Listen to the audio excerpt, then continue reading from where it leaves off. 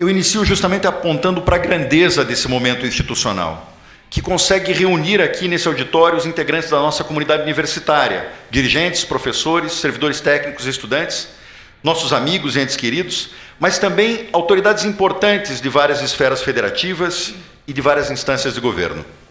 E falo isso para apontar justamente a importância da nossa universidade no cenário paranaense e brasileiro, para apontar a sinergia que a nossa universidade sempre teve e tem com a sociedade, com a comunidade local e com seus dirigentes. A universidade é uma instituição diferente, única, valorizada e embalada pela nossa comunidade. É a alma mater da sociedade paranaense, onde nós vemos gerações que vão dos 20 aos 90 anos de idade, nela reconhecerem com tanto carinho o seu lugar de formação, o seu lugar de preparação para a vida, para as profissões ou para as ciências, o lugar de entender e de se situar no mundo e, frequentemente, como é o meu caso, lembrar dos tempos de estudante aqui como um tempo de ouro de suas vidas. E nem poderia ser diferente. Professor Rui Wachowiecz, que foi o meu professor nessa universidade, dizia que a criação da Universidade do Paraná foi uma das maiores realizações dos paranaenses e que a sua atuação passou a influir decisivamente na formação dos nossos dirigentes locais. Carlos Antunes dos Santos, ex-reitor e também meu professor nessa universidade, foi ainda mais longe. Ele dizia que a Universidade do Paraná foi a maior invenção dos paranaenses. Isso porque, entre outras razões, pela autoridade do testemunho de outros meus professores historiadores, como Cecília Westphalen ou como Jaime Cardoso, que está aqui presente, essa universidade, esta que aqui hoje está em celebração, é a universidade mais antiga do país, por estar agora com 104 anos de ininterrupta atividade. Motivo de orgulho para nós, para a comunidade política, para a sociedade paranaense, para o Brasil. Vejam de fato que foram alguns grupos das elites locais que tomaram a iniciativa de fundar essa universidade. Depois de uma tentativa malograda de Rocha Pombo, foram esforços articulados da sociedade e da política daqui, que Vítor do Amaral chamou de ação ex abrupto, um gesto impulsivo, uma obra de audácia, que fizeram com que fosse fundada aqui, numa cidade que então tinha, Miriam Gonçalves, 60 mil habitantes, a primeira universidade do Brasil. E essa articulação das elites teve todo o acolhimento e entusiasmo das nossas forças políticas. Lembre-se que o então presidente do Estado, Carlos Cavalcante de Albuquerque, exigiu que a instalação da instituição, que estava marcada para o dia 1º de janeiro de 1913, fosse transferida e antecipada para o dia 19 de dezembro de 1912, coincidindo com a data da emancipação política do Estado. E isso ocorreu na sede da Assembleia Legislativa, que é onde hoje, Paulo Salamone, está sediada a Câmara dos Vereadores de Curitiba. Esforços plurais, portanto, das elites, dos dirigentes e da sociedade para atingir um objetivo comum. Destinos entrelaçados da nossa comunidade social e política e de nossa instituição de ensino. Mas claro que essa conjunção de diferentes esforços no momento da fundação da nossa universidade não era aberta de modo irrestrito à pluralidade. O desafio da pluralidade sempre aqui foi claudicante. Por exemplo, um dos fundadores e primeiros dirigentes da Universidade do Paraná, Manuel de Cerqueira Daltro Filho, um militar que depois foi inclusive governador do Rio Grande do Sul, foi encarregado de fazer o discurso da cerimônia, exatamente há 104 anos atrás. E no Zeitgeist de então, ele se referia ao povo brasileiro como sendo dividido em castas, e que era escandalosamente mestiço, e que, portanto, tinha uma pluralidade que lhe parecia inconveniente, o que explicava aquilo que ele definia como, as palavras são dele, o baralhamento das ideias concretizadas em sedições e tumultos, que seria próprio dos brasileiros. Importante também ressaltar que 104 anos atrás se via pouca pluralidade naquilo que hoje nós chamamos de questão de gênero. A universidade, no momento da sua fundação, era eminentemente masculina. Isso nós vemos na famosa foto dos primeiros dirigentes da universidade, que hoje está no setor de tecnologia, e que nós temos no setor de jurídicas uma cópia na sala da memória, onde todos eram homens, como também quase que a exclusividade dos alunos dessa universidade no seu nascedouro, bem em coerência com o patriarcalismo da sociedade então, era eminentemente masculina. Eu sei, como historiador do direito que sou, que não se deve julgar o passado com os critérios do presente. Por isso, eu lanço mão dessas considerações, não para singelamente lamentar ou condenar os que nos antecederam, mas para avaliar o desafio que temos pela frente como instituição, que tem o futuro como missão. Estar progressivamente aberta ao diverso, à diferença. E com isso crescer e ser protagonista, a partir de sua pluralidade, com a sua pluralidade, fazendo valer essa vocação, presente desde o início, 104 anos atrás, de ser a reserva da melhor formação para quem senta em nossos bancos, de ser o repositório da inteligência e da criatividade, de ser o lugar das luzes, que era, aliás, como Romário Martins chamava o prédio histórico da universidade na Praça Santos Andrade, o Palácio da Luz. E fazer isso se abrindo, permanentemente se abrindo ao novo, sendo uma instituição com muitas vozes, sendo uma instituição plural. Como já dizia Pascal, pluralidade que não se reduz à unidade é confusão. Unidade que não depende de pluralidade é tirania. É isso, senhoras e senhores. A nossa riqueza é e deve ser a nossa pluralidade, a nossa diversidade. Como dizia Otávio Paz, o que põe o mundo em movimento é a interação das diferenças, suas atrações e repulsões. A vida é pluralidade, morte é uniformidade. Esse foi nosso desafio por 104 anos. Esse deve continuar sendo, e sendo cada vez mais, a nossa meta. Ser uma universidade inclusiva. Mais do que inclusiva, plural. Mais do que plural, aberta. Devemos ser uma universidade aberta à diferença e à multiplicidade. Uma universidade que se abre ao colorido de um mundo que está cada vez mais complexo e que, por isso, está sempre a exigir mais da universidade para a sua compreensão. E essa abertura, essa pluralidade, essa diversidade, eu vislumbro em pelo menos duas acepções. Em primeiro lugar, no que diz respeito ao acolhimento da riqueza dos saberes, da multiplicidade das ideias, de ideologias e de concepções.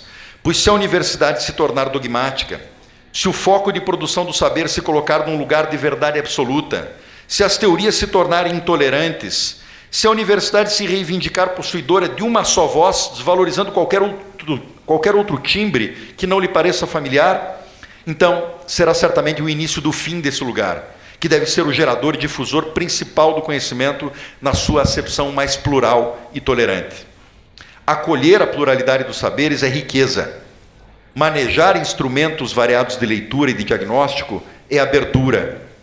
Respeitar o pensar diferente é imperativo ético. Hoje vivemos um tempo de muita incompreensão, de intolerância e de ausência de diálogo. Podemos ter as mais variadas explicações para isso, que tenham a ver com questões geracionais, com o nosso contexto político nacional, ou com a estranha mecânica das redes sociais, que muitas vezes acabam por sacrificar o debate público por catarses pessoais, por confirmação de posições da sua própria tribo, pela cultura do ódio a quem pensa e concebe de modo diferente. Se esse é o diagnóstico, a universidade também aqui tem que almejar um papel maior. Deve sim reivindicar seu papel diferenciado no debate. Deve, sempre que possível, querer se distanciar da res do chão do senso comum.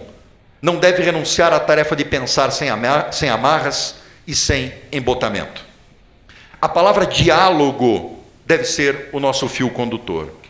Lembrando que a etimologia da palavra diálogo vem do grego que une dia, que quer dizer por intermédio de, e logos, verbo, ou então palavra, ou então significado, ou então conhecimento. A palavra logos foi traduzida ao mundo latino como ratio, que por sua vez, numa transmutação de sentido, deu origem à nossa expressão razão. Diálogo e conhecimento, ou diálogo e razão, portanto, têm essa relação etimológica e devem ter também uma relação efetiva e prática, devem caminhar juntos na universidade. A universidade deve ser ao mesmo tempo o lugar da palavra, do diálogo e do conhecimento. E nessa trilha, a universidade não pode em nenhum momento renunciar a ser o lugar da qualidade. Qualidade na produção do saber e qualidade na reprodução do saber. Para termos imensa qualidade, seja na pesquisa, seja no ensino, seja na extensão.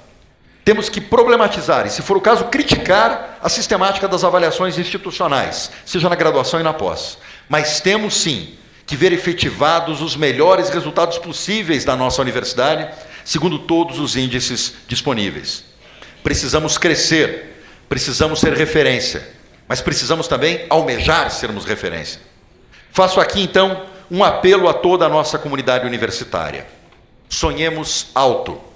Afirmemos nosso papel de locus principal dos saberes. Busquemos também nosso protagonismo no debate público, num tempo, aliás, em que estamos carentes de debates públicos qualificados. Desdobremos tudo isso em qualidade na formação dos nossos estudantes, em qualidade na produção do conhecimento, da tecnologia, da inovação.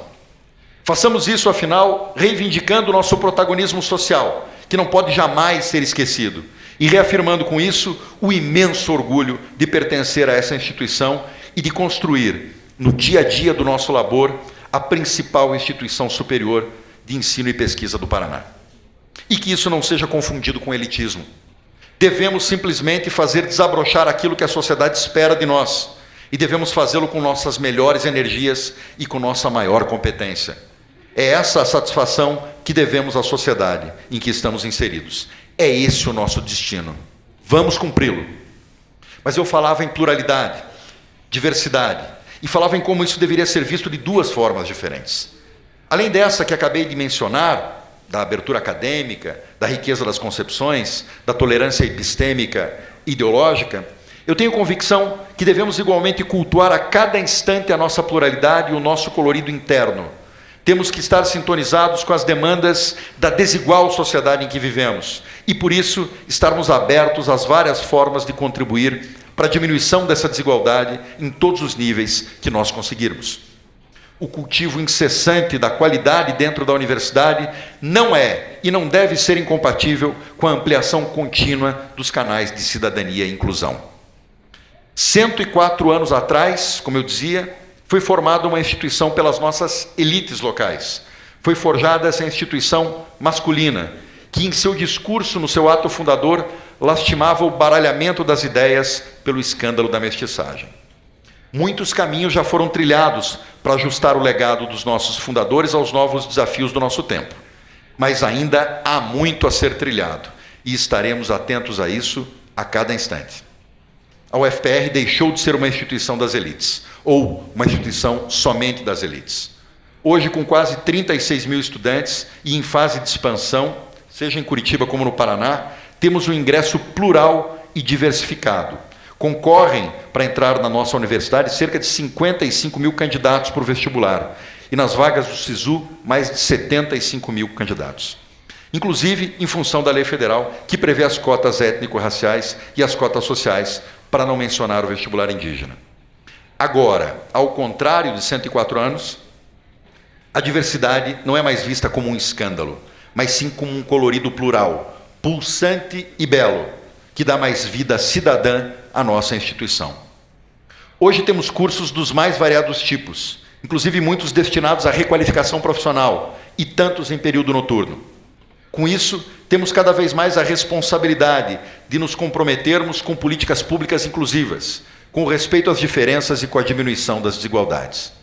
Nosso desafio é não só abrigar essa diversidade, como acolhê-la, promover a sua emancipação intelectual e social e fixar a universidade como locus da hospitalidade, da tolerância, do respeito às identidades. Por essa razão que nós, a exemplo do que outras grandes universidades fizeram, criaremos uma superintendência de inclusão e diversidade, também para que aqui seja um modelo na sociedade no que diz respeito aos direitos, ao respeito às identidades e às diferenças. Façamos da universidade cada vez mais o lugar em que deve haver uma unidade na pluralidade. A UFPR também deixou de ser uma instituição masculina. Hoje, já há departamentos e setores inteiros, onde entre os docentes e técnicos administrativos, as mulheres são maioria. Aliás, bem se sabe, de quanto mais o ensino público se expande, quanto mais se expande a presença das mulheres nas universidades. E temos que ter diante de nós, a cada passo, a tarefa de incrementar os espaços de poder das mulheres e até mais singelamente de dar maior visibilidade a talentos que muitas vezes, por razões sexistas, não alcançam o seu devido lugar de mérito. Se em 1945 Enedina Alves Marques era uma exceção absoluta ao formar-se como a primeira engenheira mulher e negra, hoje a UFPR deve se orgulhar em ver que em qualquer dos seus campi há uma expressiva presença feminina e um colorido da diversidade que nos caracteriza. E nesse passo, eu quero ressaltar a figura da vice-reitora eleita, a professora Graciela Bolzon de Muniz. Acadêmica modelo, gestora modelo, docente modelo, exemplo de superação, pois se destacar e ser referência num país estrangeiro, numa outra cultura, numa língua que não é a sua língua materna, não é um feito qualquer. E a Graciela foi partícipe ativa e decisiva em todo o processo de reflexão, de militância e de diálogo que culmina com essa posse no dia de hoje. Quero homenagear aqui essa grande protagonista da nossa UFPR, firmando o compromisso dessa gestão, encaminhar no sentido de superar as barreiras e restrições que ainda hoje são colocadas em funções das diferenças de gênero dentro do espaço universitário. Pluralidade, tolerância, respeito à diversidade, inclusão, cultura de direitos. Essa é a nossa riqueza, nosso trunfo e também o nosso desafio. Senhoras e senhores da nossa comunidade universitária, membros dos conselhos superiores, teremos grandes desafios pela frente. Temos uma universidade ainda em fase de expansão, com várias obras a terminar. Temos o desafio de incrementar a assistência estudantil diante dos novos tempos e dos novos marcos normativos para ingresso nas universidades. Temos um hospital de clínicas, referência em tantas especialidades para todos os curitibanos e paranaenses, em crise permanente, que deve batalhar a cada mês para fechar as suas contas. Temos diante de nós uma crise política, econômica e institucional que vai nos desafiar. Temos um contexto em que direitos historicamente conquistados são relativizados com facilidade desconcertante. Temos, concretamente, um corte de verbas preocupante no ensino público superior, que foi de 10% do custeio nos últimos anos e de 50% das verbas de capital, o que é particularmente grave numa instituição que ainda não terminou o seu ciclo de expansão. E temos a aprovação recente do congelamento dos gastos públicos nas próximas 2 décadas, que não só impactará no financiamento atual das universidades públicas, como, sobretudo, impactará nas metas do Plano Nacional da Educação, que estabelecia uma importante expansão futura do ensino público superior. Se nos últimos anos acabamos sendo retraídos nas verbas e as vestes orçamentárias já se mostram curtas e apertadas, agora as restrições futuras já anunciadas vão nos deixar em situação crítica. Precisaremos de todo o apoio do município de Curitiba, que por lei detém a gestão plena do serviço de saúde no equacionamento do nosso hospital de clínicas, como já foi muito bem falado pelo professor Zac. Naquilo que for possível, precisaremos de todo o apoio do Ministério da Saúde, para não deixarmos na UTI o maior hospital público do Paraná. Precisaremos, certamente, do apoio firme por parte do Estado. Mais uma vez, enfim, tal como há 104 anos, precisamos todos atuar em conjunto para ajudarmos, seja o nosso hospital-escola e a nossa universidade, que hoje não é mais um mero projeto ou um gesto de audácia, mas é essa senhora vetusta, mais jovial e pulsante, central na sociedade curitibana e paranaense, como instituição pensante e formadora de quadros da nossa sociedade. Temos e seguiremos tendo metas e sonhos ousados para essa universidade. Mesmo em tempos de crise, convém não esquecer que nenhuma sociedade se aperfeiçoa sem educação e que nenhuma economia será capaz de dar um salto sem pesados investimentos em ciência, em tecnologia e inovação. E como é sabido por todos, a maioria esmagadora da produção do conhecimento no nosso país está concentrada nas instituições públicas de ensino superior. Devemos, portanto, defender a universidade pública, esse patrimônio de todos nós, há muitas gerações. A universidade quer fazer o seu papel, quer dar sua necessária contribuição para o Brasil, mas para isso temos que ter as condições necessárias, adequadas para o funcionamento. Temos uma crise, como eu dizia antes, diante de nós. Ao jargão popular, que afirma que com a crise se abrem oportunidades, a filósofa Hannah Arendt dava um conteúdo mais elaborado, ao nos lembrar, e esse momento parece adequado para essa lembrança, que uma crise nos obriga a voltar às questões mesmas e exige respostas novas ou velhas. Uma crise só se torna um desastre quando respondemos a ela com juízos pré-formados, isto é, com preconceitos. Para seguir, dizer que não podemos nos furtar daquilo que ela chama de a experiência da realidade e da oportunidade por ela proporcionada à reflexão. Ora, se essa universidade, como penso, é o lugar da crítica, da reflexão e da ação, que estejamos prontos para as dificuldades e para os desafios que se avizinham. Para a comunidade interna e para o nosso conselho universitário, hoje aqui reunido, clamo para a necessidade de atravessarmos, com muito diálogo, entendimento e solidariedade, os desafios que estão diante de nós. Precisaremos estar juntos. Não parecem ser tempos para disputas pequenas, que tenham só como meta desestabilizar o rumo geral da nossa universidade. Volto mais uma vez à metáfora a que tanto recorri nesse discurso.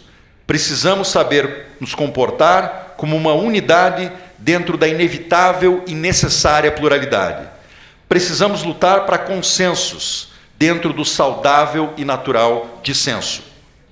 Como dizia João Cabral de Melo Neto, um rio precisa de muita água em fios para que todos os poços se enfrasem. Ou, para tomar uma outra metáfora literária que me é muito cara, eu evoco aqui o diálogo entre Kublai Khan e Marco Polo nas Cidades Invisíveis de Ítalo Calvino. Do lado do imperador, Kublai Khan, o desejo de conhecer metricamente suas cidades, obter um atlas. Do lado do viajante, Marco Polo, a experiência da viagem. O diálogo a que me refiro é o seguinte, eu cito Calvino, Marco Polo descreve uma ponte, pedra por pedra. Mas qual é a pedra que sustenta a ponte? Pergunta Kublai Khan. A ponte não é sustentada por essa ou aquela pedra, responde Marco, mas pela curva do arco que essas formam. Kublai Khan permanece em silêncio, refletindo. Depois acrescenta, por que falar em pedras? Só o arco me interessa. E Polo responde, sem pedras, o arco não existe. Nesse momento tormentoso, todos somos pedras, sem as quais não existe arco, sem as quais a ponte não se sustenta. Somos todos, portanto, sem distinção, pedra e arco. Termino meu discurso com a necessidade de dirigir algumas mensagens. E eu peço licença para fazer isso na forma de poesias. Primeiro, e necessariamente, ao cumprimentar o professor Zac Akel Sobrinho e o professor Rogério Andrade Molinari e toda a sua equipe de pró-reitores e assessores que conduziram essa universidade nos últimos 8 anos. Sei, porque estive muito perto, que foi tarefa dura, árdua, e que vocês deram tudo de si nesse período. Cada administração, eu creio, responde aos desafios do seu próprio tempo e também sofre os ônus inerentes a essa imensa missão.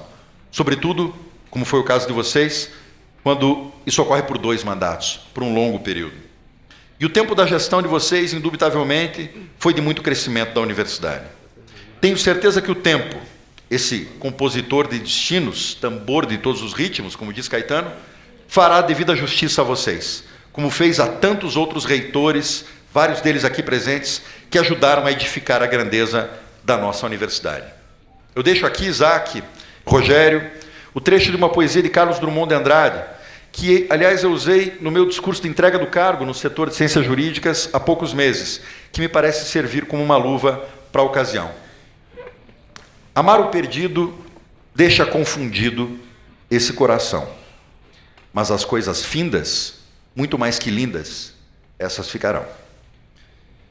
Em seguida, eu me dirijo àquelas e àqueles, tantos e tantas, que vejo aqui nesse auditório nesse momento, que caminharam comigo e com Graciela nesses últimos meses, nesse penoso, às vezes injusto, duríssimo, mas também muito rico e gratificante processo de campanha eleitoral de consulta à comunidade.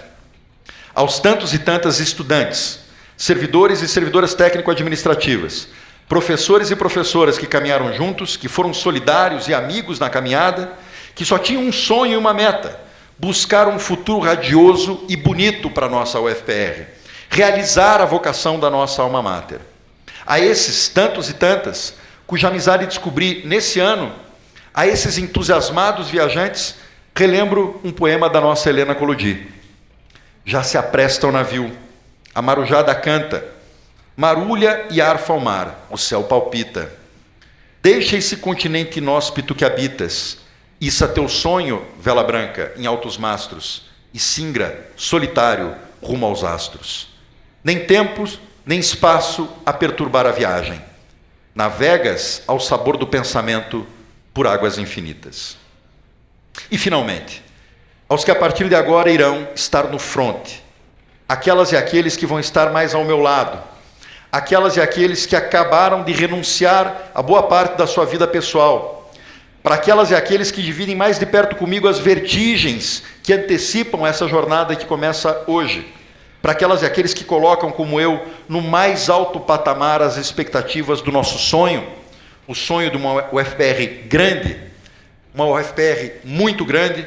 A esses eu relembro o Paulo Leminski. Você para a fim de ver o que te espera. Só uma nuvem te separa das estrelas. Viva a UFPR. Muito obrigado.